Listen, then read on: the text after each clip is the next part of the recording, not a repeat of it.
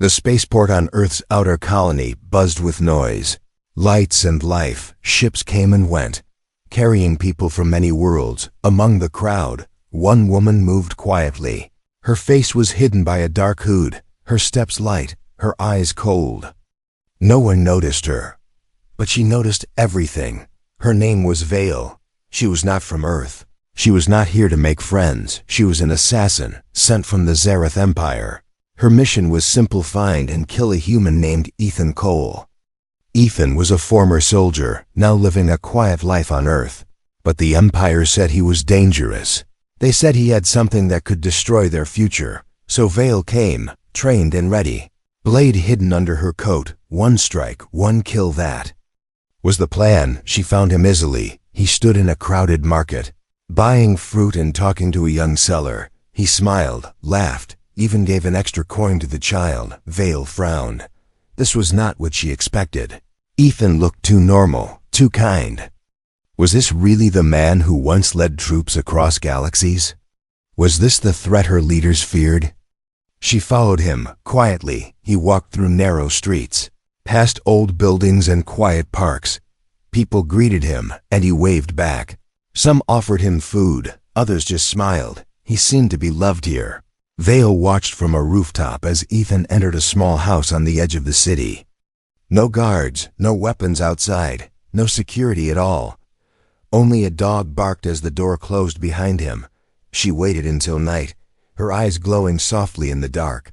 At midnight, she moved. She entered silently through a window, like a shadow. Her boots made no sound on the wooden floor.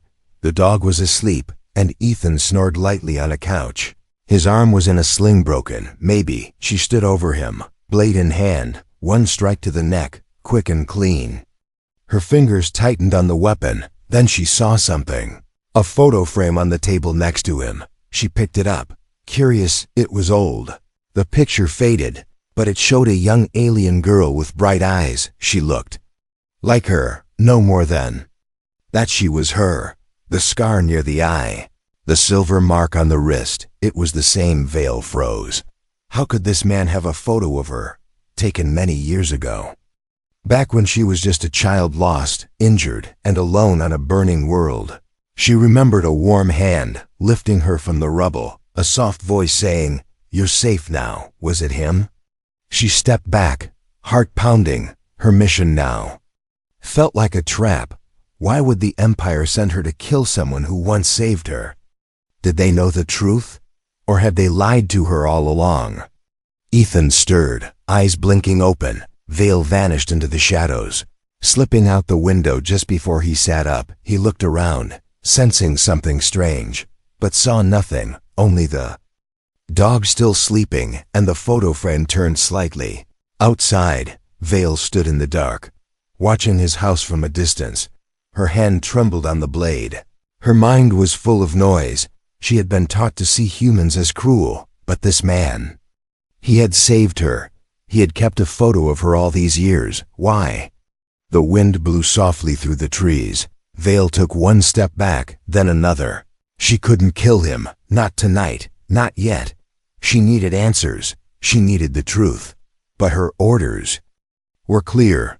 Kill Ethan Cole. No mercy. If she failed, she would be hunted, branded a traitor, and yet something inside her had changed. She looked up at the stars. The same stars she saw as a child when he carried her to safety.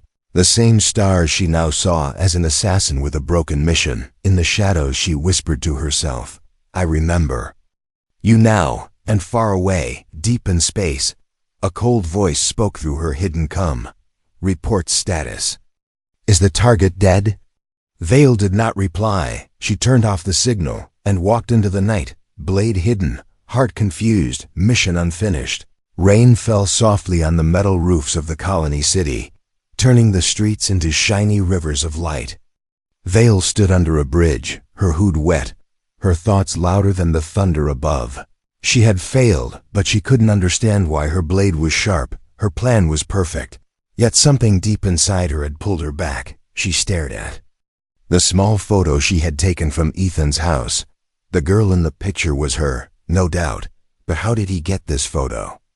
Why did he keep it next to his bed for so many years? Nothing made sense, and that made her mission dangerous. The Empire trained her to be silent, fast and cold, but they had never prepared her for something like this. They told her humans were layers, monsters in flesh. Yet Ethan looked nothing like a monster. He had kindness in his eyes, and his touch long ago had been gentle. Vale closed her eyes and remembered the day her ship crashed.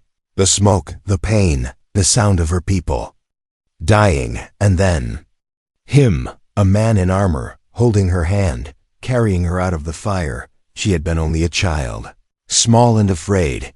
He gave her water, wrapped her arm, and smiled. She never forgot that smile. Even if the memory stayed buried, now she knew Ethan. Cole was that man, and her mission was a lie. She needed to know the full truth.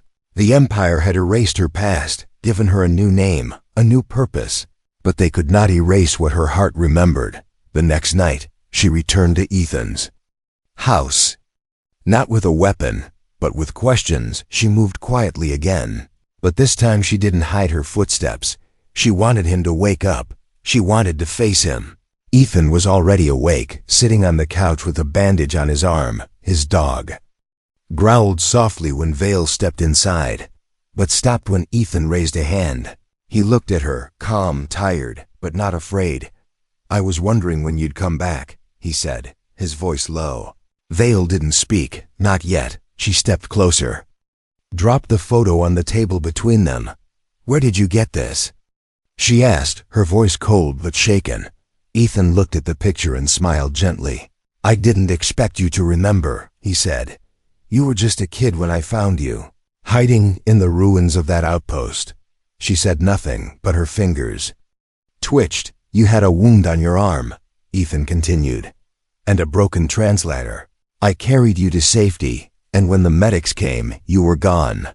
Vale's heart thudded hard in her chest. He was telling the truth, and somehow he remembered her all these years. "Why did you keep it?" she asked. Ethan looked at the photo again, then back at her. "Because saving you was the only thing I did that still made sense after the war." Vale felt the words hit her like a pulse. She had been trained to see humans as weapons, but this man, he was carrying guilt, not hate. "I was sent to kill you," she said suddenly, her voice sharp. Ethan didn't flinch. "I figured," he said, and leaned back in his chair. "You watched me for days. You could have killed me any time. I still can," she said, though her voice was less sure now. "But you won't," he replied. "You came back for answers, not blood." She turned to leave, but Ethan said one last thing. "They lied to you, didn't they?" Vale stopped, her back turned. "I don't know," she whispered, but deep down she did. Outside, the wind was colder than before, the sky was darker, and her path less clear. The mission was broken, and the assassin was starting to remember the girl she used to be. And far above, on a dark Zareth ship hidden in orbit, a voice echoed in static. "Subject Vale has made contact with the target. Activate Plan 2. Send the Watcher." Trouble was coming, and Vale would have to decide soon. Was she still a weapon, or something more? Ethan locked the door after she left, but he didn't sleep. He sat by the window, holding the old photo in one hand and his sidearm in the other, not to use it, but to remember what it meant to survive. His heart was heavy, his mind full of questions. She had changed, just like the world had. The war was over, but the ghosts never left. Vale moved fast through the dark streets, her thoughts sharper than her blade. Everything was wrong. The mission was simple, but now it was a puzzle. She didn't trust the Empire anymore. She didn't trust herself either. She needed time, and time was running out. Someone else would come. She knew how they worked. The moment she failed to kill the target, someone stronger, colder, would follow, and this time, they wouldn't hesitate. The next morning, she watched from a distance as Ethan walked through the city. He looked normal, calm, like the day before, but now she saw more. She noticed how he limped slightly, how he rubbed his shoulder like it always hurt. She saw the way he greeted people, not with power, but with care. She followed him. Again. But this time, she wasn't looking for a weakness. She was looking for answers, and she found them in a place she never expected, underneath his workshop. That night, she broke in again, but not into the house. She found the hidden door in the floor of the workshop, covered with old parts and dust. The scanner glowed when she touched it, recognizing alien tech. The door opened with a soft click, and she stepped inside. What she found wasn't a weapon. It was a small room filled with old machines, Zareth machines, relics from the war, covered in wires, half repaired, half forgotten. There were books, pages filled with symbols. Some she could read, some she couldn't. One screen showed a map of energy points across the galaxy, some marked in red, others in gold. Ethan was down there too, standing near a broken console. He didn't turn when she entered. "I knew you'd find this place," he said. "You knew I'd come back?" She asked. "I hoped," he answered. "I never stopped wondering who you really were." She stepped closer, her eyes scanning the machines. "This is Forbidden's tech," she said. "I know," Ethan replied. "I was part of a team that studied this during the war, but when I found it could protect instead of destroy, they shut us down." "Why keep it?" she asked. "Because someday, someone would come looking to end me," he said. "And I needed to understand why." Vale looked at the screen again. One of the glowing dots flashed bright blue. It was a signal, not random, not noise. It was a message, and it was in her language. She read the words slowly. "Target marked. Reinforcement deployed. Clean the shadow." Her stomach turned cold. "They sent someone else," she said. Ethan nodded. "I figured they would. This one won't hesitate," she warned. "Then we'd better be ready," Ethan said. There was a long silence between them, broken only by the soft hum of the machines. Vale looked at him, really looked at him. This man had saved her once, long ago. Now he might die because she remembered. "I don't want you to die," she said quietly. "I don't want you to kill me either," he replied with a half smile. Vale almost smiled back. But the moment passed too fast. Above ground, a dark shape moved through the sky. No engines, no noise, no light, only silence. The Watcher had arrived, and it would not ask questions. It would not fail. In the shadows of the city, something sharp and fast landed quietly. Its eyes scanned the streets, searching for two things, Vale and Ethan, and this time, there would be no mercy. Vale and Ethan didn't know how little time they had left, but they both knew something had begun, something that couldn't be stopped. The hunter was coming, and this time, someone was going to bleed. The power in the city flickered once, then returned. No one noticed, but Vale did. It wasn't a normal glitch, it was a sign. Something had entered orbit, something silent, hidden, and deadly. Ethan was asleep upstairs, breathing slow, unaware of the danger outside. Vale stood near the window, eyes scanning the street. She could feel it like cold air in her blood. The Watcher had arrived. She moved through the house without sound, checking each room, every corner. The dog barked once, then fell silent. Sensing something too, Vale went to the basement, where the old alien tech was still glowing faintly. She pressed her palm against the console, activating a wall of symbols. There it was, the signal, strong now, clear. A message only a trained assassin could read. Objective failure confirmed.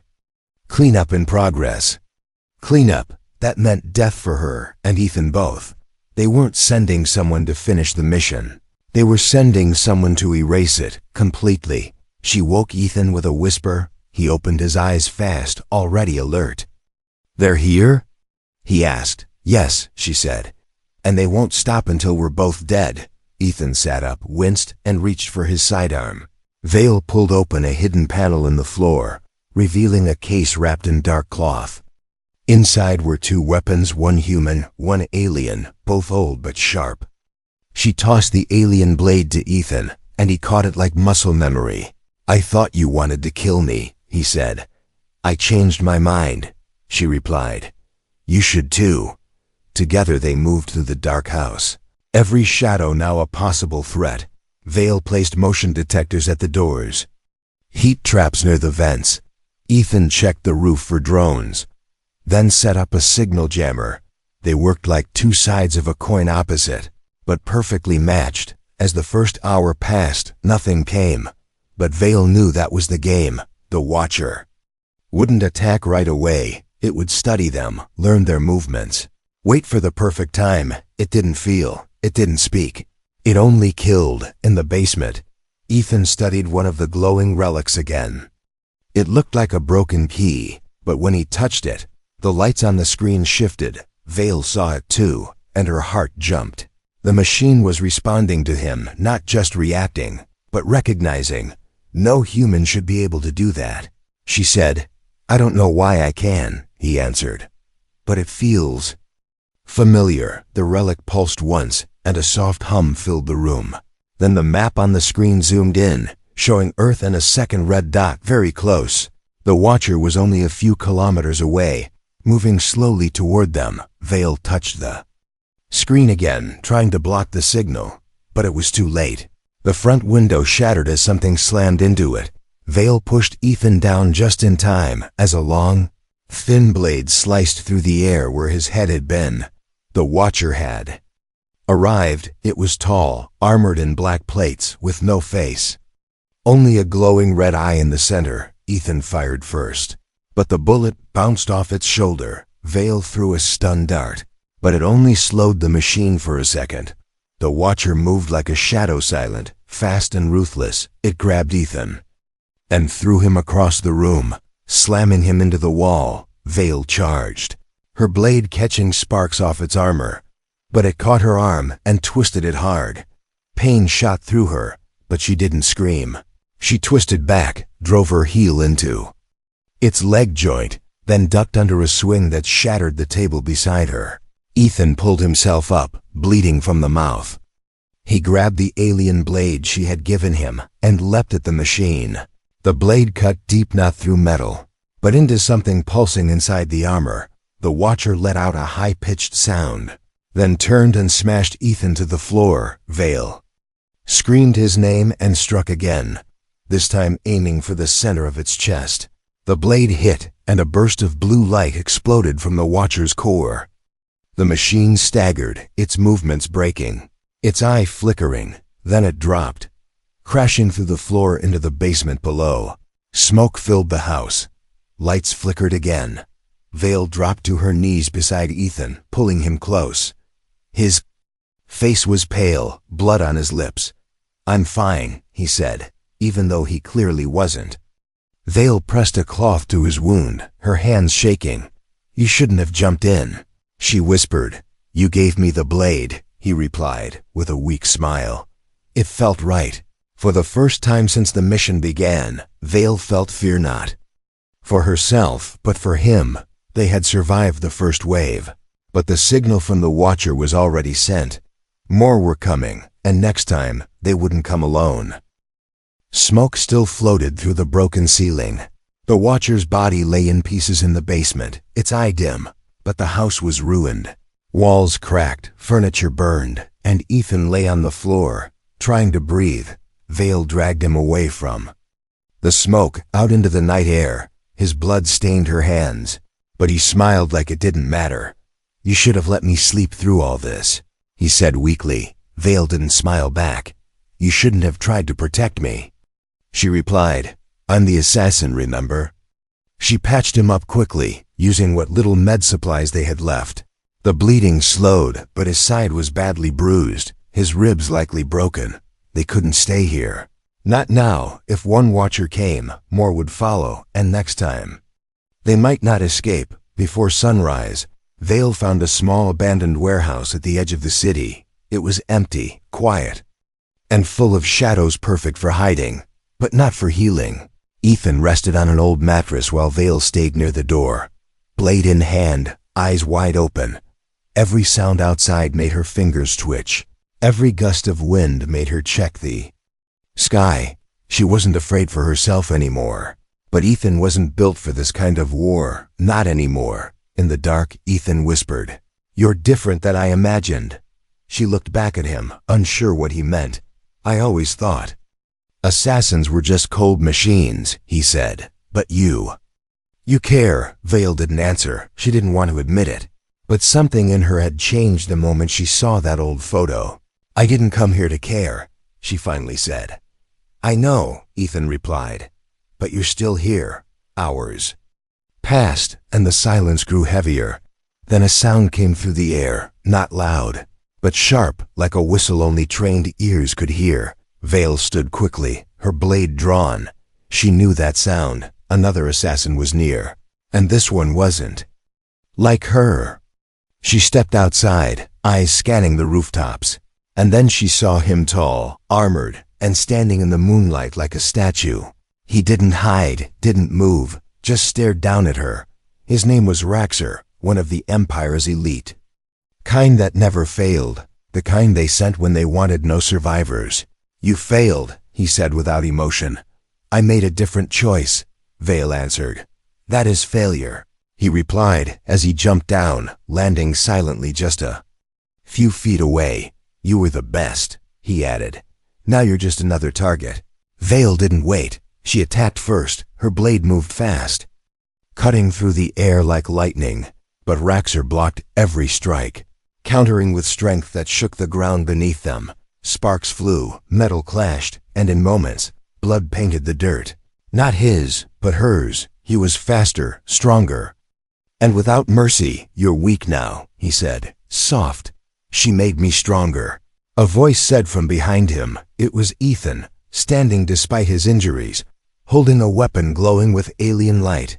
Raxer turned just in time to dodge the blast that came from it.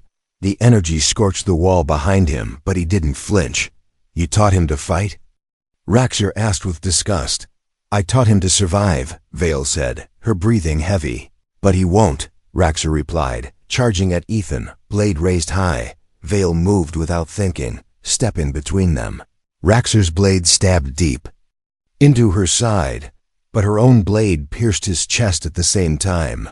Both assassins fell, one with a groan, the other silent. Ethan caught Vale before she hit the ground. Blood soaked his hands, his voice shaking. No, no, no. Don't you die now, he whispered. Vale looked up at him, her eyes dimming. I told you I wasn't here to care, she said with a weak smile. But I do. Raxer's body sparked and twitched beside them, his armor breaking apart. He wasn't fully dead yet, but he would be soon. Ethan carried Vale back inside, ignoring the pain in his own body. He had no med kits left, only pressure and hope. She closed her eyes, not from pain but from peace. For the first time in her life, someone was holding her not as a weapon, but as something worth saving. Above the clouds, another signal was sent. The Empire now knew 2 of their best had fallen. And Earth was no longer just a backwater planet. It was a threat. The next wave would not be assassins. It would be an army. But inside that warehouse, under the flickering light of a broken lamp, a human and an assassin held each other, both bleeding, both alive and both ready for whatever came next. Ethan didn't sleep for 2 days. He sat beside Vale, watching her chest rise and fall slowly. Her wound had stopped bleeding, but her skin was pale and cold. He wrapped her in every blanket he could find, tried old field medicines, even whispered stories from his past. He didn't know if she could hear him, but he talked anyway, about the war, about the little alien girl he saved, about how he had waited years to find her again, though he never expected her to come back with a blade. Vale didn't open her eyes, not yet, but somewhere deep in her mind, she heard him, and she remembered that day when he carried her through fire and ash. Back then, she had no name, only pain, but he gave her safety. And now, after all these years, he gave it again, outside. The wind howled across the broken streets. The city was not the same since the Watcher fell. Rumors were spreading of strange machines, of hidden warriors, of an ex-soldier fighting shadows. But no one believed it, not yet. At night, Ethan trained. He set up traps, tuned the alien weapon, studied the console Vale had activated. The map kept changing, blinking with new red dots across the sky. Something was coming more than assassins this time. It looked like a fleet, and they were heading straight for Earth. When Vale finally woke, her voice was weak. but her eyes were sharp again. "You didn't leave," she whispered. "I told you I'm stubborn," Ethan replied. She sat up slowly.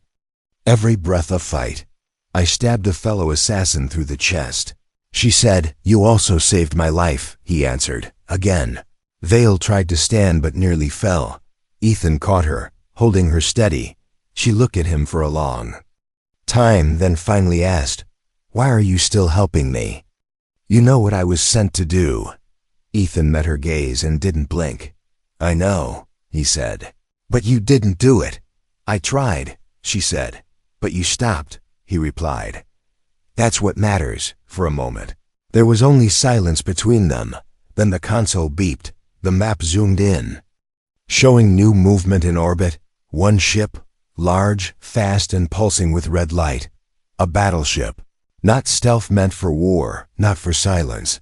The Empire had stopped playing games. Vale stepped forward, her strength returning with each step. "That ship carries hunters, soldiers, and bombs," she said. "They're not coming to clean anymore. They're coming to burn." Ethan nodded. "Then we fight." They didn't have an army. They didn't even have time, but they had each other. And something more, knowledge. Ethan had studied alien tech for years, and Vale knew how to turn machines into traps. Together, they could make something powerful. They spent every hour preparing, wiring explosives under the roads, building pulse weapons from broken drones. They reprogrammed one of the old Watcher cores to send false signals. They weren't trying to win a war, just survive the first wave. As night fell again, Vale stood on the roof of the warehouse, eyes on the sky. The stars looked different now, closer, sharper, and then one of them moved. A red streak cut across the dark. The battleship had arrived. Sirens howled through the city, lights flashing in panic. But no help would come, not in time. Ethan stood beside her, holding the alien blade she once planned to kill him with. "You sure about this?" he asked. "No," she said, "but I'd rather die beside you than live under them." The battleship opened its underbelly, and small crafts dropped toward the surface. Hundreds of soldiers in black armor followed, each with orders to destroy. They didn't expect resistance. They didn't expect a human and a former assassin to stand in their way. But they were about to learn. As the first enemy landed, one of the traps triggered.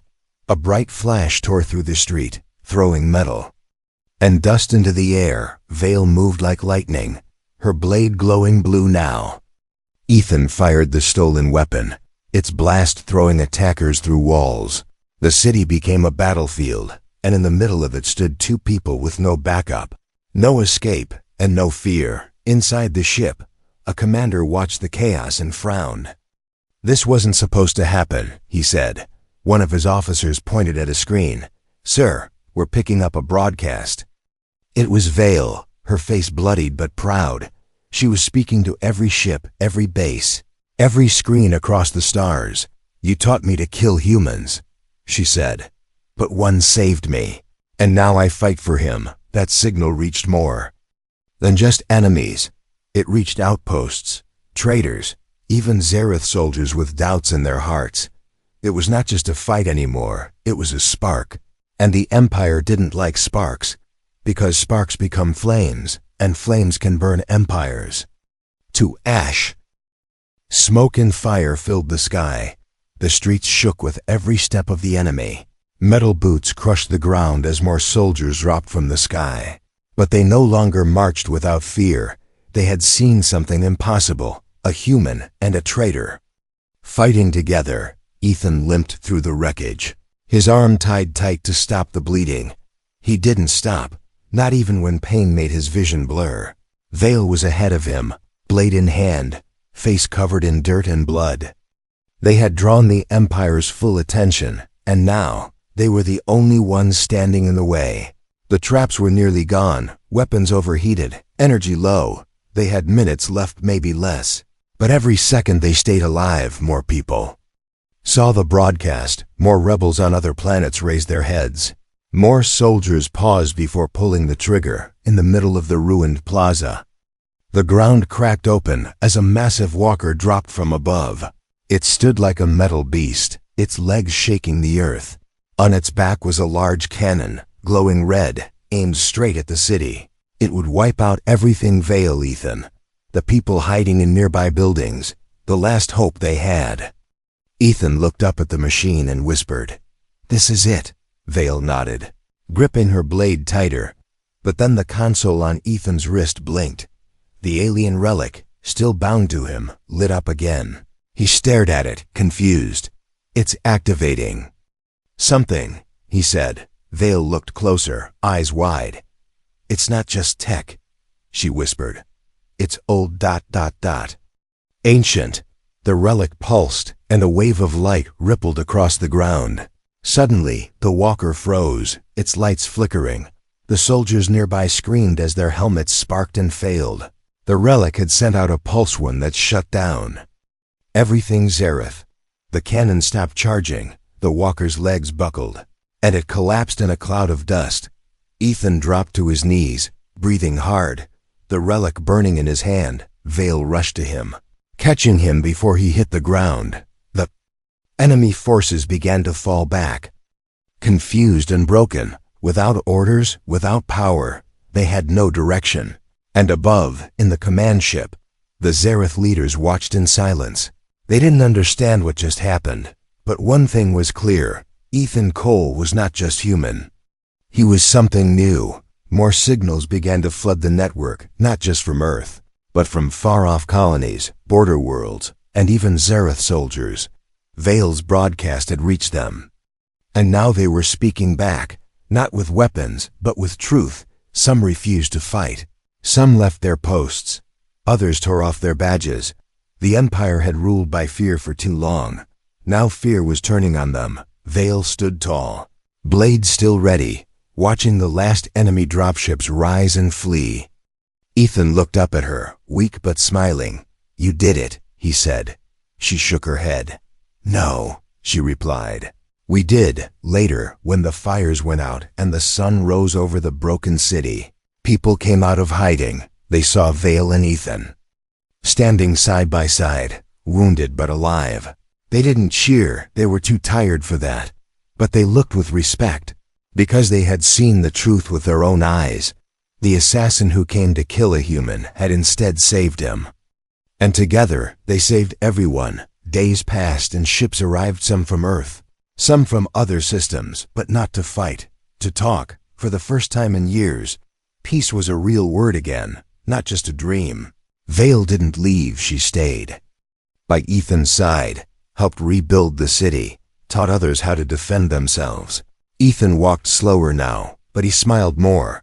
He had lost everything once, but now, he had something stronger than armor or weapons. He had someone who chose him. One night, under a quiet sky, Vale sat beside him on the roof. He looked at her and asked, "When did everything change for you?" She looked at him, her voice soft. "When I saw your kindness," she said. "When I saw your photo," he nodded, holding her hand gently. "You were sent to kill me," he said. She smiled. "But instead, I saw your humanity, and far beyond." The stars, the broken empire burned quietly in the dark, because one assassin didn't finish her mission, and one human dared to believe she didn't have to.